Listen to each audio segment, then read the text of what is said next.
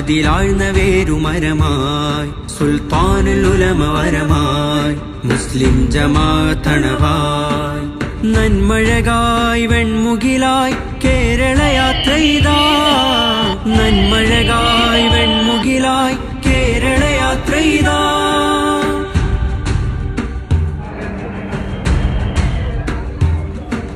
നേരരുൾ വാണയാനമാരവം അടയുവാൻ തീരസാഗരം കൂരിരുൾ കാരിരുമ്പിനാലയം തേൻ ഹൃദയമാഗതം കൈപ്പിടിച്ചഭയം പുഞ്ചിരിച്ചതരം നെഞ്ചിലൂറുന്ന സഞ്ചയം നീലാകാശ താഴ്വരയിൽ ഒരു ജ്ഞാന കടലോരം ആ കടലിനുമീതേ ചായം തീർത്തു ബദറാം സിന്ദൂരം ആ ബദറിന് നിറവും സുറുമയും ചേർത്തു സുൽത്താൻ ഖമറവര് ആ ബദറിന് നിറവും സുറുമയും ചേർത്തു സുൽത്താൻ ഖമറവര് ഹൃദയം ജബലുൻ നൂറാക്കി ഉദിക്കുന്നിരു പ്രഭ ഖമറാൻ ഹൃദയം ജബലുൻ നൂറാക്കി ഉദിക്കുന്നിരു പ്രഭ ഖമറാൻ സുൽത്താനും ബദറു സമാനും ഇരുഗുരു ഇരന്നു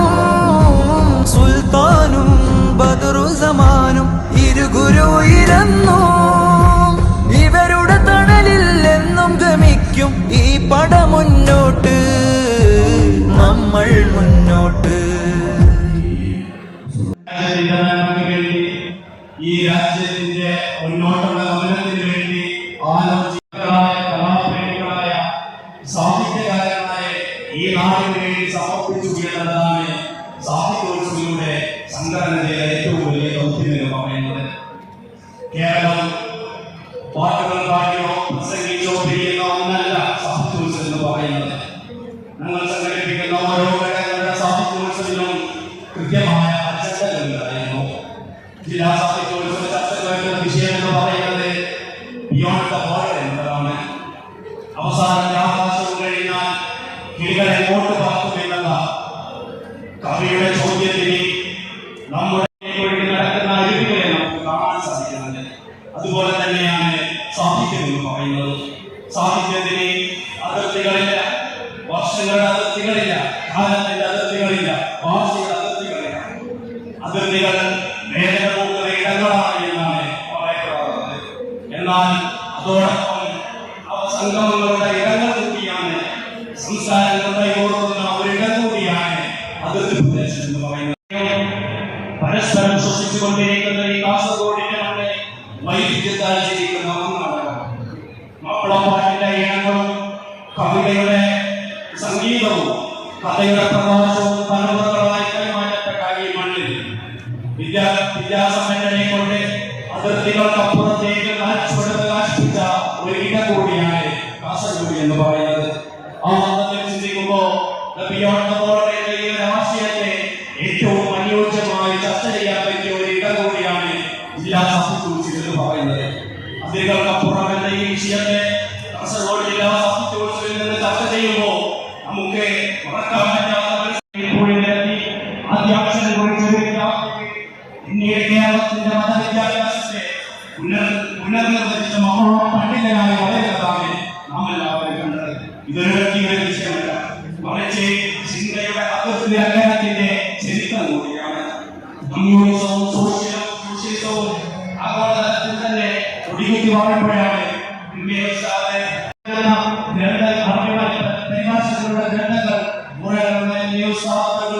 നാട്ടിലേക്ക് തപാലുകളിലെത്തുകയും അതിനെ കൃത്യമായി പഠനക്രിയമാക്കുകയും നടത്തുകയും ചെയ്യുന്നത്. ഇതിലെ ചിന്തകൾ എങ്ങനെയാണ് അതിരുകൾ പറഞ്ഞു മാറ്റിയത് എന്ന് നമ്മൾ ഓരോരുത്തരും ചിന്തിക്കേണ്ടതെന്നാണ്. ഈ കാസർഗോഡ് ജില്ലാ സാഹിത്യോത്സവം അതിരുകൾക്കപ്പുറം എന്ന ഈ പ്രമേയത്തെ ചർച്ച ചെയ്യുമ്പോൾ ഇവിടെ വന്നിരിക്കുന്ന മലയാളി മൈഗ്രേഷൻ, മൈഗ്രേറ്റ്, മണി.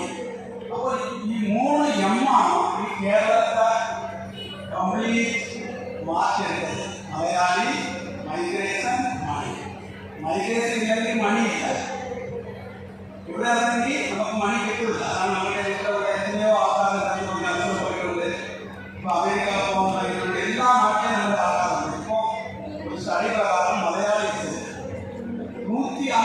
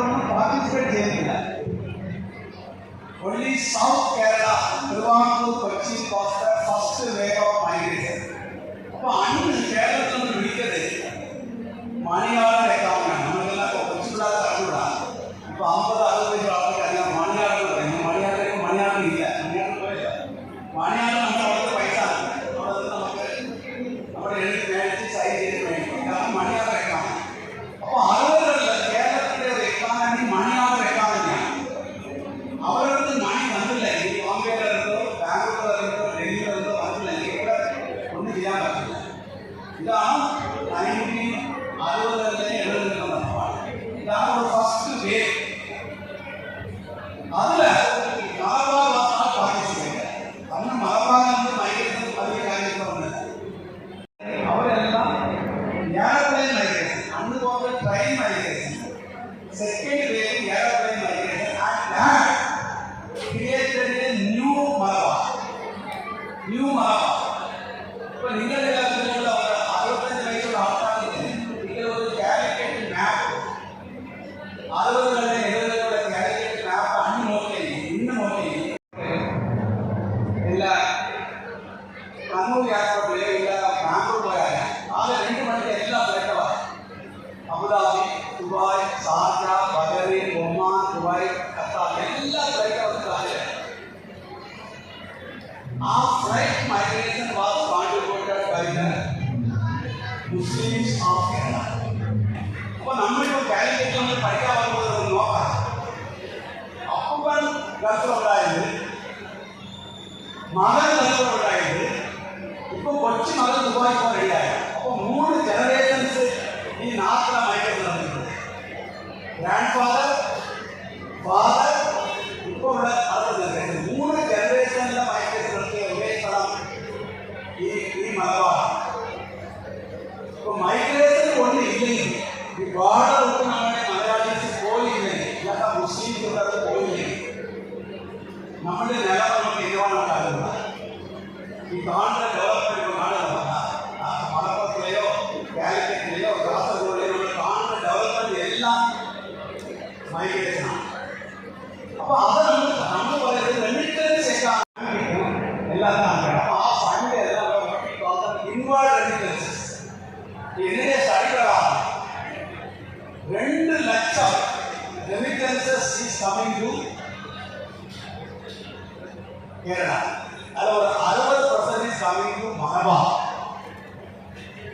പൈസ ഉണ്ടാക്കിയത് അവരല്ല, അവിടെയുള്ള പൈസ ഉണ്ടാക്കിയവരാണ്. അവിടെ ഒരാൾ അവിടെ പൈസ ഉണ്ടാക്കിയെങ്കിൽ ഇവിടെ 4 ആൾക്കാരാണ് ആ പൈസ അടിച്ച് വൈഫ് പിള്ളേർ ഇല്ലാത്ത അച്ഛനമ്മ. ആ ഒരാളുടെ വേല വെച്ചാണ് ഇവിടെ 5 ആൾക്കാർ ഇവിടെ ലൈഫ് ഈസ് പോയി. പിള്ളേർ പഠിക്കാനോ ഇഷ്ടംപോലെ അവർക്ക് കളിക്കാൻ പറ്റുന്നില്ല, നല്ല വീട്ടിൽ താമസിക്കാനോ അസുഖമാണെങ്കിൽ അവർ പ്രൈവറ്റ് ആശുപത്രി പോയാൽ ആ migration led to lot of development. Because അവർ അവിടെ പൈസ വയ്ക്കില്ല. അവിടെ ഉണ്ടാക്കുന്ന പൈസ എല്ലാം അവരിവിടാണ്. അതാണ് ഇവിടെ ഡെവലപ്മെന്റ്. ഇലക്ഷൻ ഞാൻ ജയിക്കാം, റിട്ടേൺസ് ആയില്ല. അപ്പോൾ അവരെല്ലാം ഇവിടെ വന്ന് നമ്മുടെ കേരളത്തിൽ ഡെവലപ്മെന്റ് ആണ്. അതാണ് 2ാമത് ഈ ഗേൾസ് മൈഗ്രേഷൻ. അതാണ് വലിയ മാറ്റം കേരളത്തിൽ ഏർപ്പെടുത്തിയത്. അത് വലിയ മാറ്റം ഏർപ്പെടുത്തിയ ഒരേ കമ്മ്യൂണിറ്റി നമ്മുടെ മുസ്ലിംസാണ്. അതിൻ്റെ ഗ്രോത്ത്, നമ്മുടെ സ്കൂൾ, നമ്മുടെ പ്രാർത്ഥനാലയം, നമ്മുടെ ബിസിനസ്, നമ്മുടെ പിള്ളേരുടെ പഠിപ്പ് എല്ലാം everything connected to the gulf migration. അത് നമ്മൾ കാണാൻ പറ്റും. തുടർന്ന് എത്ര ആൾക്കാരെ കൊണ്ട് ആൾക്കാർ പറയാം, ഞാൻ ഗൾഫിലുണ്ടായിരുന്നു, എൻ്റെ അച്ഛൻ ഗൾഫിലുണ്ടായിരുന്നു, എൻ്റെ ബ്രദർ ഗൾഫിലുണ്ടായിരുന്നു. നിങ്ങൾ പറയും ഇഷ്ടംപോലെ ഡോക്ടറിന് 10 വീട്ടിൽ കൂടെ പോയെങ്കിൽ ഒരു വീട്ടിലെ ഗൾഫ് മലയാളികളാണ്. ഒന്ന് ഇപ്പം ഗൾഫുണ്ട്, ഇല്ലെങ്കിൽ തിരിച്ചു വന്നിട്ടുണ്ട്. ഇഷ്ടംപോലെ ഗൾഫ് ഒരു മിനി ഗൾഫാണ്. മലബാറിൽ ഒരു മിനി ഗൾഫാണ്. ഇതാണ് 2ാമത് വേവ് എന്ന് പറയുന്നത്. വിഭാഗത്തിൽ പറയുമ്പോൾ 2ാമത് വേവാണ്. ആ പൈസ എല്ലാം വന്നത് അതാണ് നമ്മൾ കാണുന്നത്. റെമിറ്റൻസ് എക്കാണ്. അന്ന് മണിയാളെ ഈ പൈസ ഇന്ത്യയിൽ പറയാം, ഇപ്പൊ എല്ലാം പൈസ വയനാട്ടിൽ പറയാം. കേരളത്തില്, മലബാറില്, കാസർഗോഡില്, കണ്ണൂർ എല്ലാ ഫണ്ട് കമ്മിങ് ഫ്രം ഔട്ട്സൈഡ്. അതാണ് 2ാമത് സ്റ്റേജാണ്. ഈ 3ാമത് സ്റ്റേജില് മുസ്ലിംസ് ഇല്ല. 3ാമത് സ്റ്റേജില് മുസ്ലിംസ് ഇല്ല. അതെല്ലാം going to America, going to Canada, going to Australia. അതിൽ again Muslims are not part of. They are still in India, they are not going to America. അത് എല്ലാം പോകുന്നത് സൗത്തിലാണ്. അത് I call them reverse remittances. പോന്ന വർഷം മാത്രം 50,000 കോടി കേരളത്തിൽ നിന്ന് പുറത്തു പോയിട്ടുണ്ട്. വെളിനാട്ടിൽ അമേരിക്ക,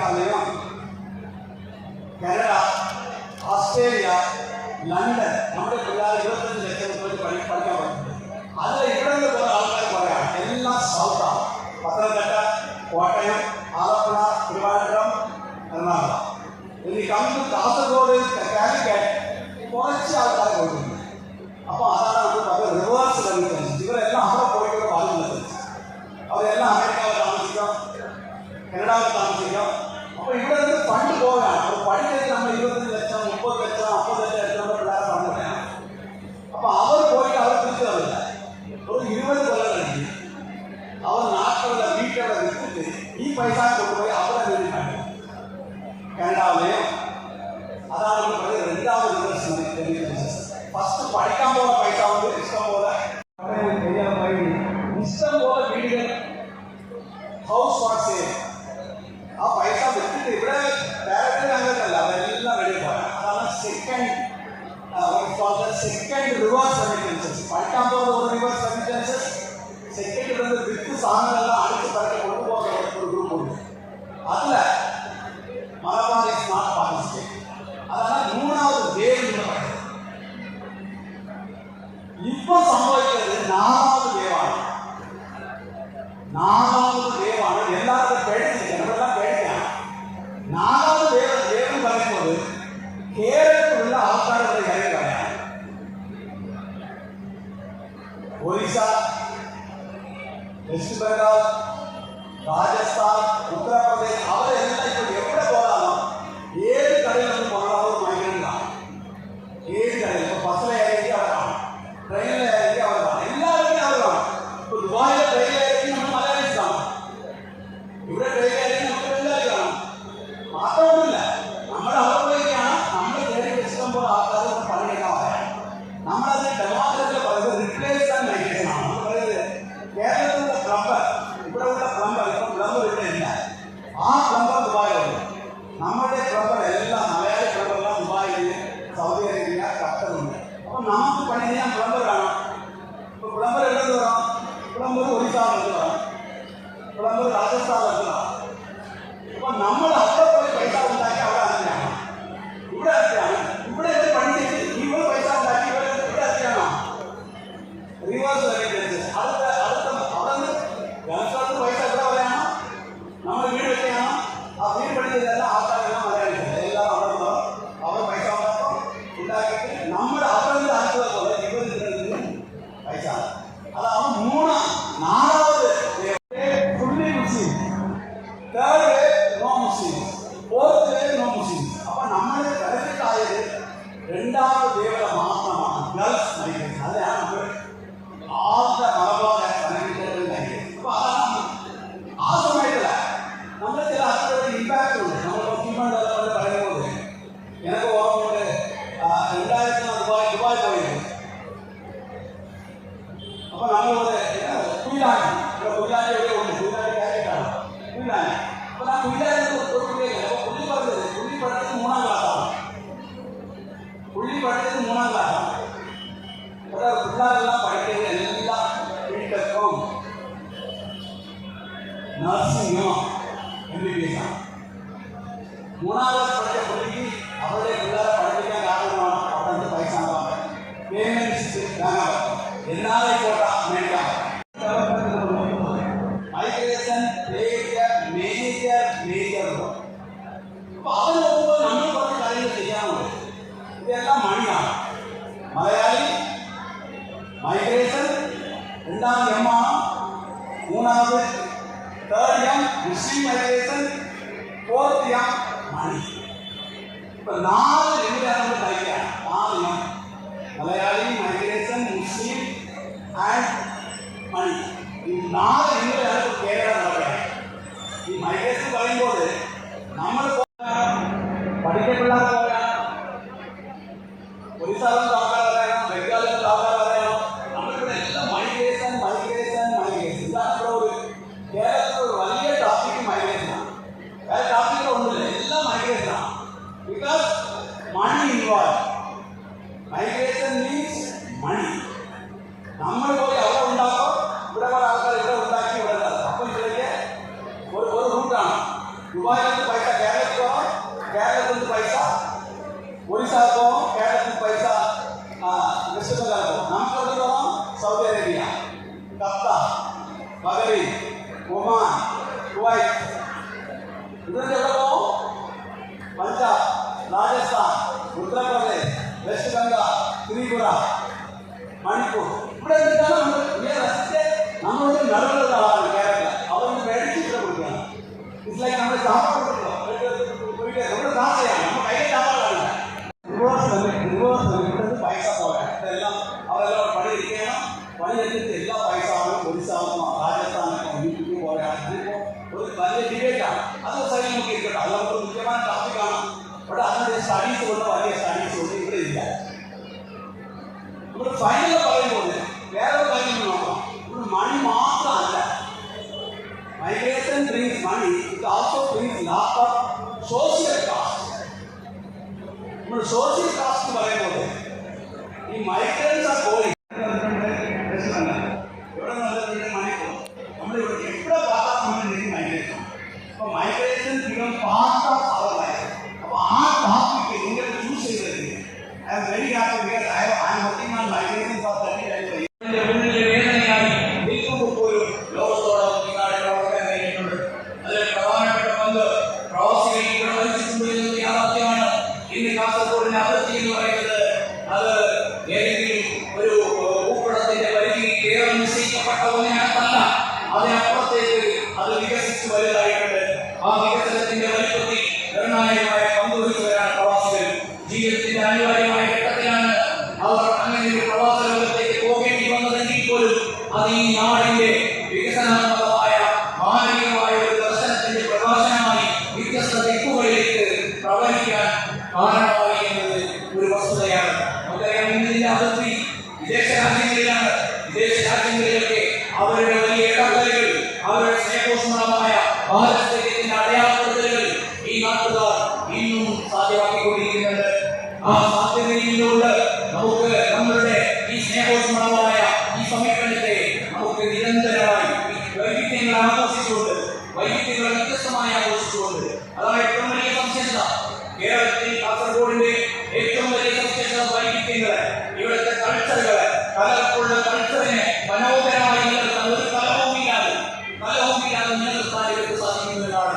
കാരണം ഈ അതിരുകളെ കാസർഗോഡുകാർ കാണുന്നത് അതൊരു നിഷേധിക്കപ്പെട്ട ഇടമായിട്ടല്ല, അതൊരു പാലമായിട്ടാണ് ഇവർ ഇതിനെ ആലോചിക്കുന്നത് എന്നതാണ് അതിന്റെ സവിശേഷത. അതിലൂടെ അങ്ങോട്ടും ഇങ്ങോട്ടും പാലത്തിൽ കൊടുക്കൽ വാങ്ങലിന്റെ ഇടമായി അവർ അതിനെ കാണുന്നു എന്നത് ഏറ്റവും വലിയ സന്തോഷകരമായ കാര്യമാണ് എന്ന് നമ്മൾ തിരിച്ചറിയണം. നമുക്കറിയാം, ഈ അതിർത്തികളിലൊക്കെ നടപ്പെട്ട തൈകളുടെ മരങ്ങളുണ്ട്. ആ മരങ്ങളൊക്കെ ഒറ്റയൊറ്റയായി ഇരിക്കുന്നതാണ് നമ്മളൊക്കെ കാണുന്നത്. ആ മരങ്ങൾ ആന്തരികമായി അതിന്റെ വേരുകൾ പരസ്പരം കൈകോർത്ത് നിൽക്കുന്നത്. അതിലെ ഒരു മരത്തിന് ഒരു രോഗം ബാധിച്ചാൽ അതല്ലെങ്കിൽ അതിന്റെ സൂര്യപ്രകാശത്തിന്റെ ആ കിരണങ്ങൾ ലഭ്യമാകാതിരിക്കുന്ന സന്ദർഭത്തിൽ വേരുകളിലൂടെ അതിനുവേണ്ട പോഷകങ്ങൾ കൈമാറുന്ന ഒരു കൊടുക്കൽ വാങ്ങൽ പ്രക്രിയ ഇവിടുത്തെ മരങ്ങൾക്ക് സാധ്യമാകുന്നുണ്ടെങ്കിൽ ഈ ബഹുത്വം എന്ന് പറയുന്നത് ആ ബഹുത്വം മനുഷ്യരിലൂടെ ഈ പ്രപഞ്ചത്തിൽ സാധ്യമായിക്കൊണ്ടിരിക്കും. ഈ പ്രപഞ്ചത്തിൽ നിങ്ങൾ ഇതിനു വേണ്ടി ഒരുക്കുന്നതും അന്വേഷണങ്ങളും പഠനങ്ങളും പരിശീലനങ്ങളും ഒക്കെ നിങ്ങൾ നിരന്തരമായി അത് തുടർന്നുകൊണ്ടേയിരിക്കണം. നിങ്ങളുടെ വിജയപരാജയം എന്ന് പറയുന്നത് ഈ വേദിയിൽ സംഭവിക്കുന്നതല്ല എന്ന് നിങ്ങൾ തിരിച്ചറിയണം. സാങ്കേതിക സംവിധാനത്തിന്റെ ഭാഗമായിക്കൊണ്ട് ഇവിടെ നിന്ന് സർട്ടിഫിക്കറ്റുകളൊക്കെ നൽകാമെങ്കിലും അതിനപ്പുറത്തുള്ള ഒരു പ്രതിഭാസം നിങ്ങളുടെ ജീവിതാന്ത്യത്തിൽ സംഭവിക്കണം. നമ്മൾ ഒറ്റപ്പെട്ടു പോകുമ്പോ, അതല്ലെങ്കിൽ സമൂഹം നമ്മളെ ഒറ്റപ്പെടുത്തുമ്പോ നമുക്ക് മുന്നോട്ട് ഗമിക്കാനുള്ള ഒരു ശേഷി നമുക്കുണ്ടാകണം. എല്ലാം നൂറുകണക്കിന് ആയിരക്കണക്കിന് നിരാശകൾ നമ്മളെ തീരുകയും വളരെയേറെ പ്രത്യാശയോട് മുന്നോട്ട് പോകുക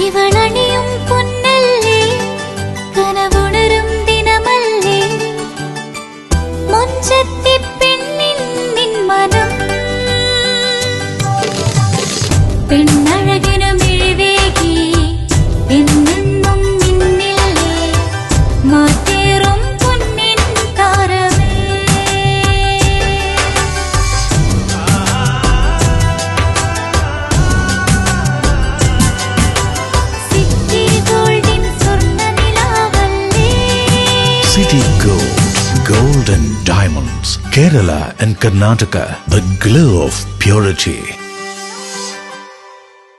വീടായാലും ഇൻഡസ്ട്രിയിലായാലും ബിസിനസ് വിദ്യാഭ്യാസ സ്ഥാപനങ്ങളോ മതപരമായ സ്ഥാപനങ്ങളോ ആണെങ്കിലും വയറിംഗ് വർക്കുകൾ HT/LT കണക്ഷൻ എന്നിവയ്ക്ക് ഗവൺമെന്റ് ലൈസൻസ്ഡ് ഇലക്ട്രിക്കൽ കോൺട്രാക്ടറായ പള്ളങ്ങോട് ഇലക്ട്രിക്കൽ വർക്സിനെ തന്നെ ഏൽപ്പിക്കണം. പണി കമ്മിറ്റ് ചെയ്ത സമയത്ത് തന്നെ തീർത്തു തരും. കൂടാതെ നിങ്ങളുടെ സ്ഥാപനത്തിൽ അനുമതിയില്ലാതെ ജനറേറ്റർ സ്ഥാപിച്ചിട്ടുണ്ടെങ്കിൽ പള്ളങ്ങോട് ഇലക്ട്രിക്കൽ വർക്സിനെ ഏൽപ്പിച്ചോളൂ. എല്ലാവിധ പേപ്പർ വർക്കുകൾ സഹിതം ഉത്തരവാദിത്തത്തോടെ തന്നെ വർക്ക് പൂർത്തിയാക്കാം. കോൺടാക്ട് ചെയ്യൂ 9496 200 200 9497 500 600.